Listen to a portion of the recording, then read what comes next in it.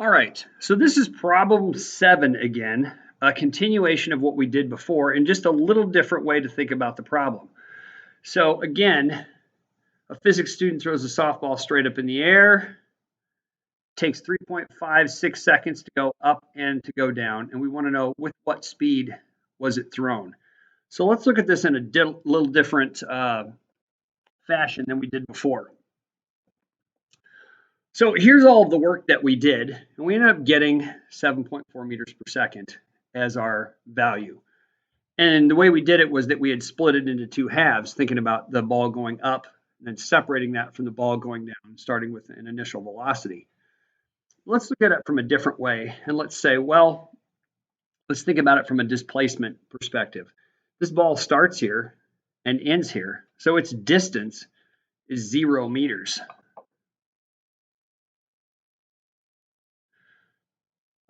The time is 3.56 seconds because we're going to consider the entire up and down as we do this. So we know the acceleration due to gravity is still equal to negative 9.80 meters per second squared. And let's use this formula again. D equals V naught T plus 1/2 AT squared. Now we're trying to solve this for the initial velocity. We have the time, we have the acceleration due to gravity, and we're going to plug in 0 for distance and then do a little algebra before we go any further. So let's plug in 0 for this thing, and then we're going to get V0t plus 1/2 AT squared. Now I'm looking to find the initial velocity. So because we have 0 over here, we're going to subtract 1/2 AT squared, and I'll end up with V0t, but I got to subtract that on the other side as well.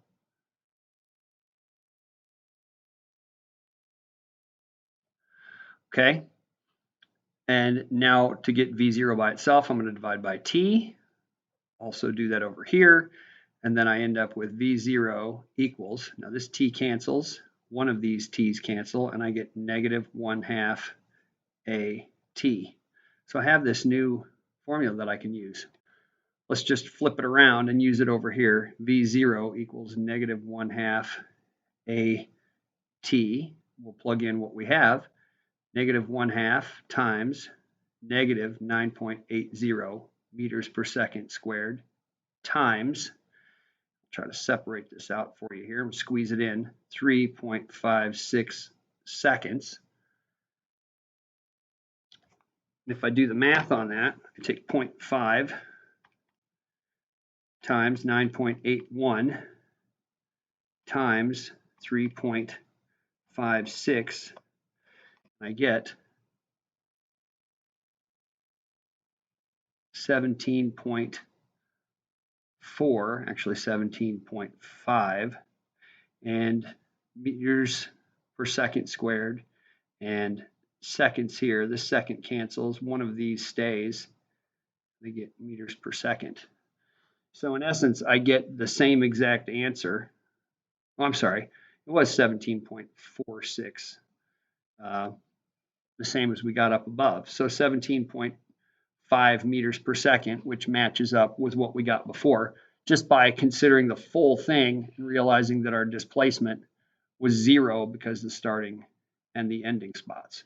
And then you could go about solving for the distance that the ball went up by, again, breaking it in half and using any values that you've gotten already.